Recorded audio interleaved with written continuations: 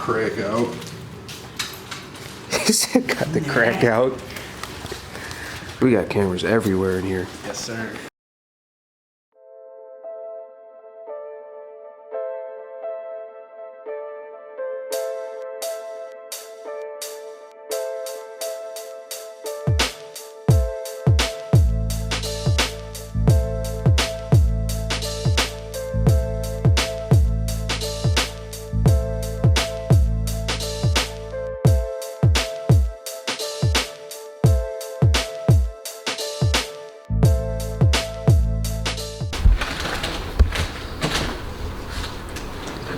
Package. Too bad you can't get the double side on that. Some of these too. Motherfuckers love these Asian E's. Just chilling up here.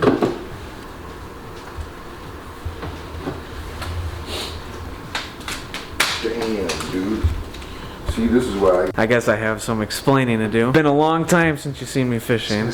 I've decided to get back into it. Got really big into golfing for some time and kind of drifted away from fishing. And we got a lot of fish we want to catch and a lot of records we want to break. So welcome back. Been a while since you've seen me, but we're back doing some garage talk, which is the perfect thing to do when it's winter, it's cold. Spring is just around the corner. I'm here with my buddy Dave. Justin's behind the camera. Basically, we're gonna talk about the top 3 spring JDM baits. This is a little twist. A lot of people do a top 5 and they throw a lot of mainstream baits in there. We're gonna do a little custom brands and some JDM stuff. Top 3 baits for spring. We'll talk about the rods, so on and so forth, and we're just gonna kind of go from there. So whatever your first pick for the spring baits. my first pick is going to be the tightrope jig. This is going to get munched. The small finessey profile, the slow fall, it's just something that they like. And if I want to go with a reaction strike, I'm probably going to go with a Dem Jigs Joe Football Head jig.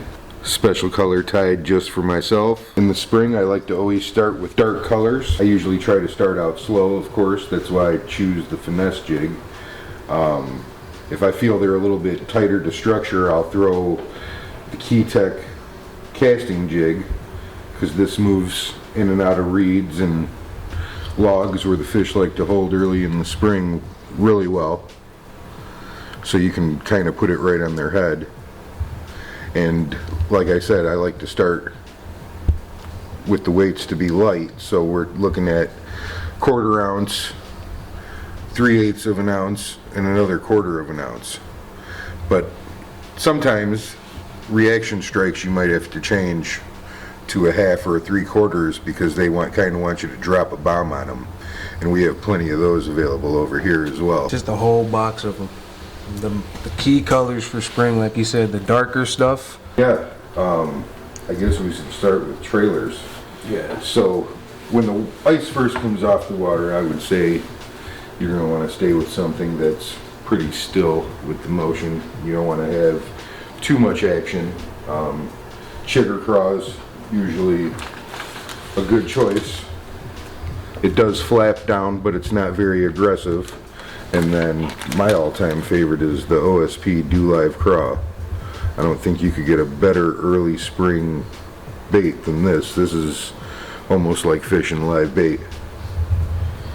And then when I'm doing stuff that I want to draw a reaction strike and I want a fast fall and create a bunch of commotion, I'm probably going to go with the Rage Tail.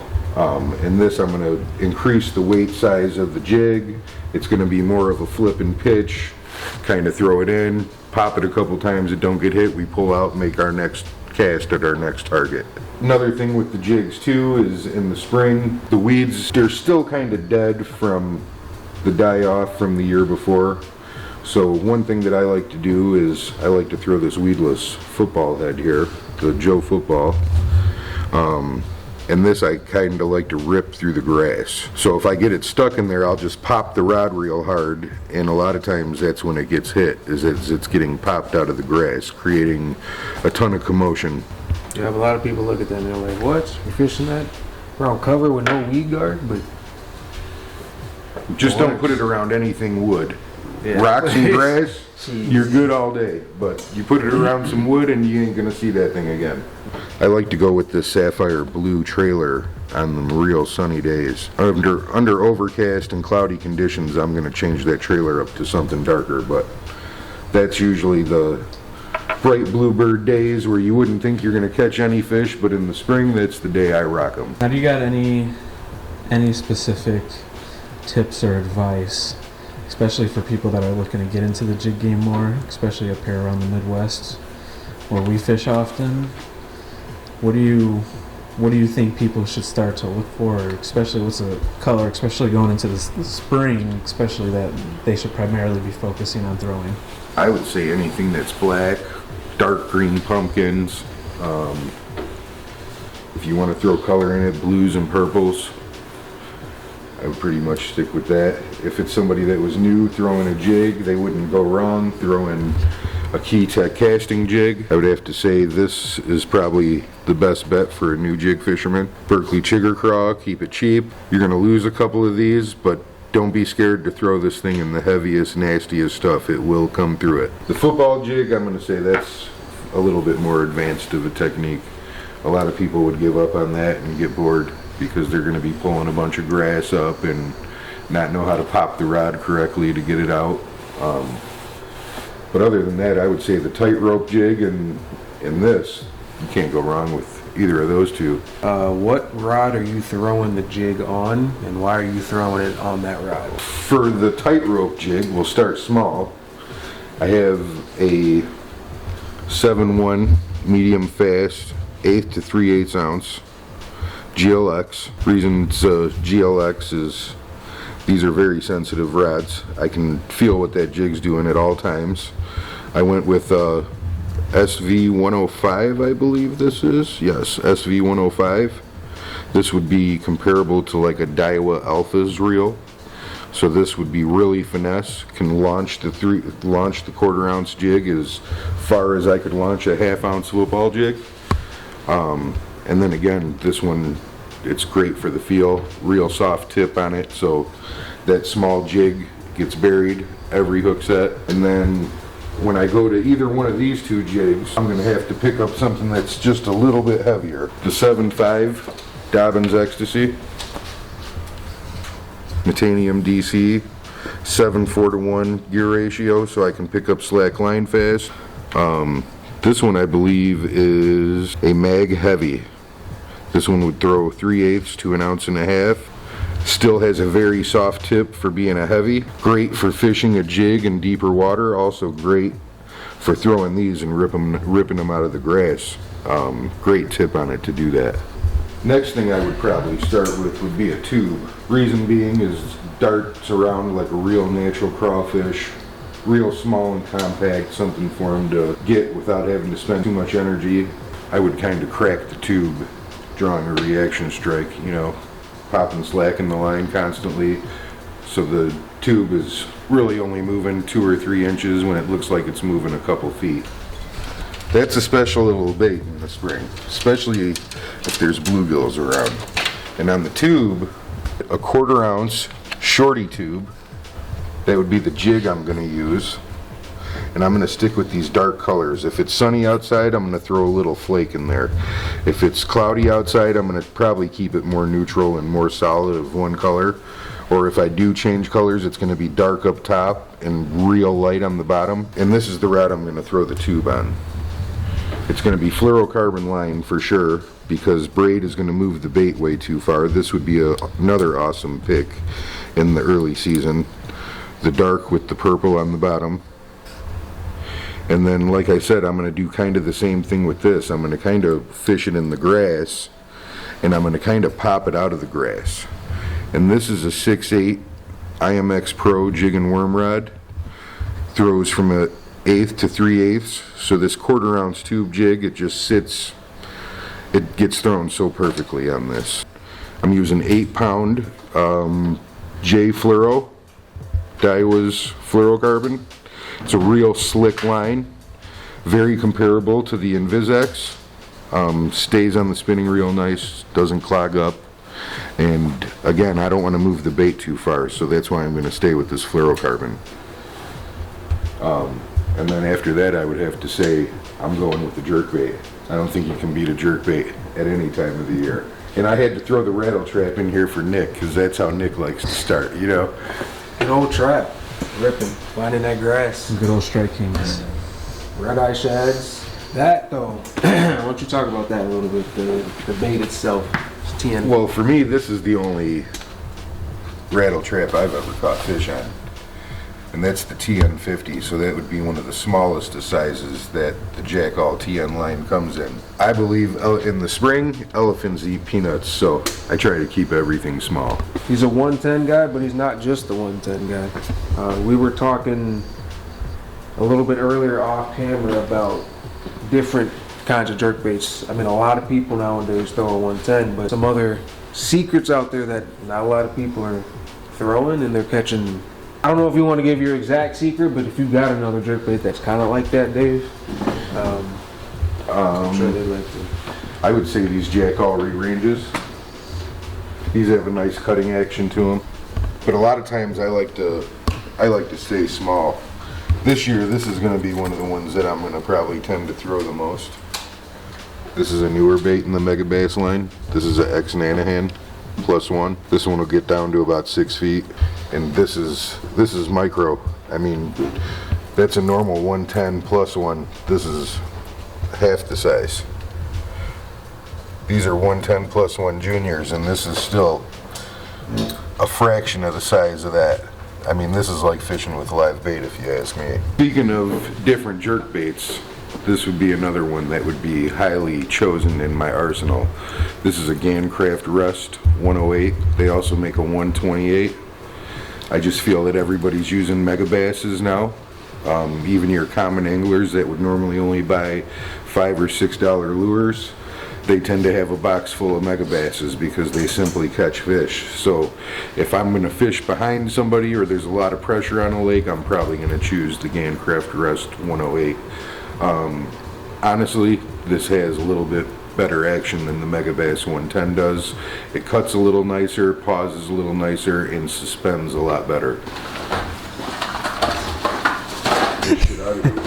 Alright, now we're going to talk about rods. Now this is an oldie but a goodie here. This is an old Fenwick 6.6 medium. This is what I'm going to throw all of these jerk baits on, with the exception of the X Nanahan. The X Nanahan, it's a little lighter of a bait. I'm going to go to a little bit smaller of a rod. Me, I like a 6.6 rod. It's a lot shorter. You're not touching the water every time you pop the rod. In the reel, I prefer 6.3 to 1. This is an old school Corrado. Shout out to Real Miracles. It just came back almost like brand new, fully loaded with bearings, little bit of an extended grip, so it's easier to control the jerk bait.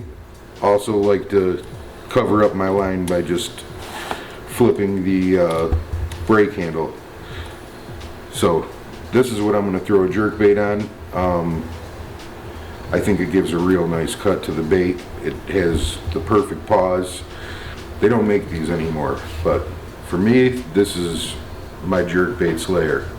And then if I'm going to go to the real small one, I'm going to change rods to 6.3. Reason being, it has a lot softer of a tip. It's still going to be the same Corrado, just a little bit newer, and we're going to stay with the 6.3 to 1. That way I'm not moving the bait when I'm picking up slack. And this is a Waft bulletproof 6.3 medium light. These are custom rods built in South Africa. Very nice for throwing real light jerk baits. Almost BFS. Nick has used this a couple times and caught a decent handful of fish on this.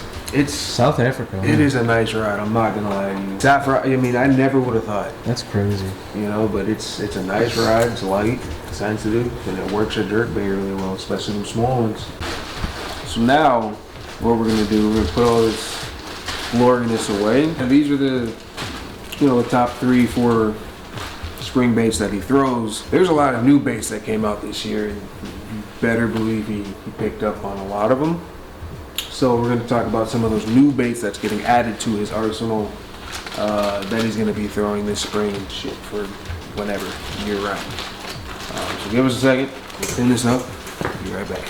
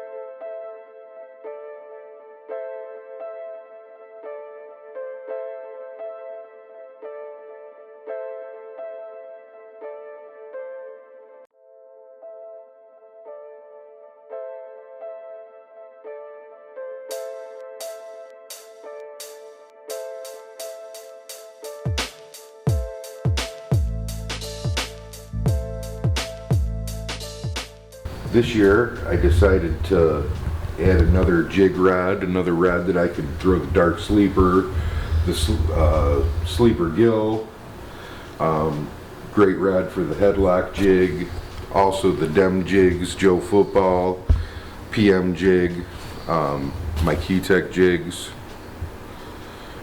But I did the GLX, that I'm going to pair with the Metanium DC. Custom.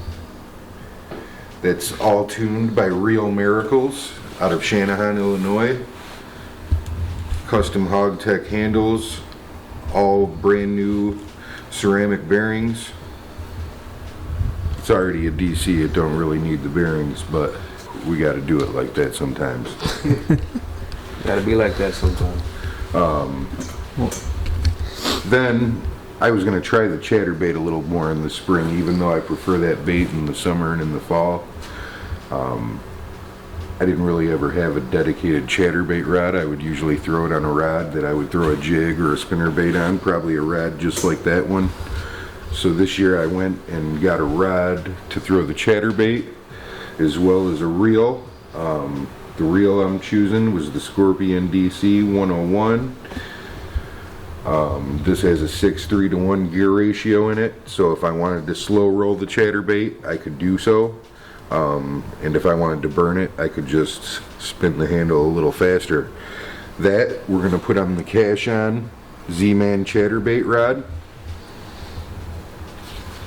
This was specifically built to fish the jackhammers on.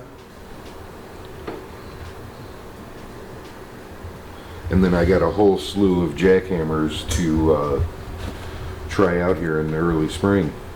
Yeah, you got some of them hard to find. A lot of people didn't know these even existed, some of these tungsten boys. Tungsten head on it. There's a normal one. These will get down a little deeper, stay down there. They won't pendulum up as much. And then I decided to get another drop shot finesse rod for a couple baits that I don't even want to talk about on here, to be honest. Because I don't think anybody else needs to know about those. They're too juicy. But for all those baits, I went with a Odin Astronaut drop shot rod. All titanium guides on here. Very well hand-built rod out of Highland, Indiana.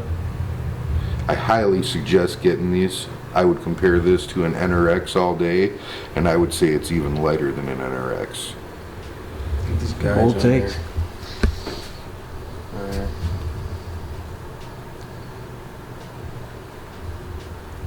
And anybody that fishes with spinning gear knows that if you want to catch fish, sensitivity is a must with these. Especially if you're fishing any baits that you're contacting the bottom, such as tubes, drop shots. Also any baits that you're going to let fall naturally with sudden line movements, you know, you're going to want to be able to feel all that. So you should always go with a high-end rod when you're doing anything like that. And then the KJMQ 3000 is the reel that I chose to go on that. I went with the 3000 size, so when I'm casting lighter baits, I can get them just a little bit further. Now the jerk baits, we already went over the jerk bait rods that I like to throw, so we're not going to divulge more into that, but I did have to get a whole slew. A lot of these colors are, you know, jerk baits, pike, muskie, walleye, they like to eat these too.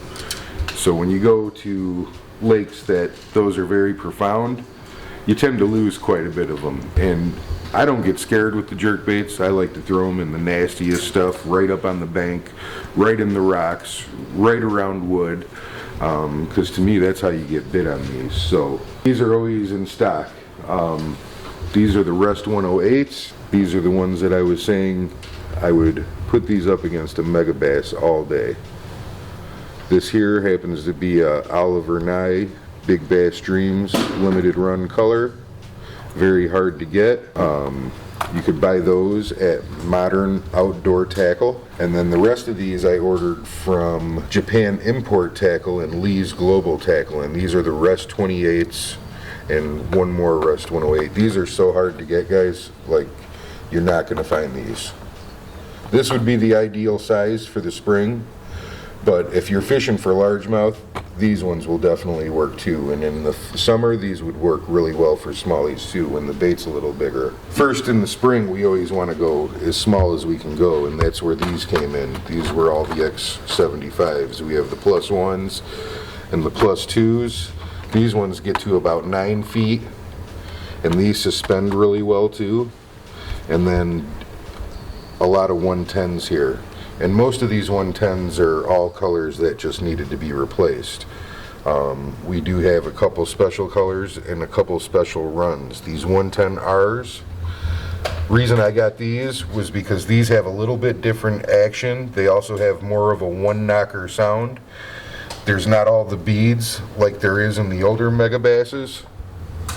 So, like I said, everybody's been catching them on the 110s, and I think the bass are getting used to them. So this year, Megabass dropped the 110R to change it up a little bit. Get some of those fish that quit biting to bite again. And this is pretty much how I would like to start my spring. These are also going to be in mad rotation. They will be getting thrown on that GLX with the Metanium. And then the rod for that would be right here. This is a Daiwa Steez. It is model 801 MHRB. It's an 8-foot medium heavy, and we are throwing a Revo Beast reel on there. And that's just so I can upgrade the size of those depth slide swimmers. Also the Gancraft jointed claws. So much to throw, so little time. Trying to make this the best year of fishing yet, you know? I'm gonna say a jerkbait's all time my favorite way to catch a bass. I look forward to throwing a jerkbait every spring. This is bread and butter. That and a jig. He's thinking jerkbait, I'm thinking trap. And I'm trying to get better at jerkbait fishing, which means I gotta throw it more, but I've just been catching so many fish on the trap, it's hard to put it down. I would say my top 3 colors would be perch, and I'm gonna choose perch first thing in the spring. For one, it looks like a bluegill, so if they're eating bluegills, they're gonna eat that bait. Also, it looks like a perch. If they're eating perch, they're definitely gonna eat that bait. The next one I would go would be with shad, and that would be in more river systems or lakes that are loaded with bait fish. And then I would say the third color I'm gonna go with would probably be something that's white or very matte finished and light colored. But you should always throw one wild color in there too, because there are those days in the spring where something like this is the only bait that's gonna work. Something like this, that's the only bait that's gonna work. And if you're in any stained water because of runoff, because of snow, melting, rain, those are all things that we get a ton of here in the Midwest in the spring. I would say on those days, the #1 color would be one of these crazy colors. This or this. And that's what these are here for.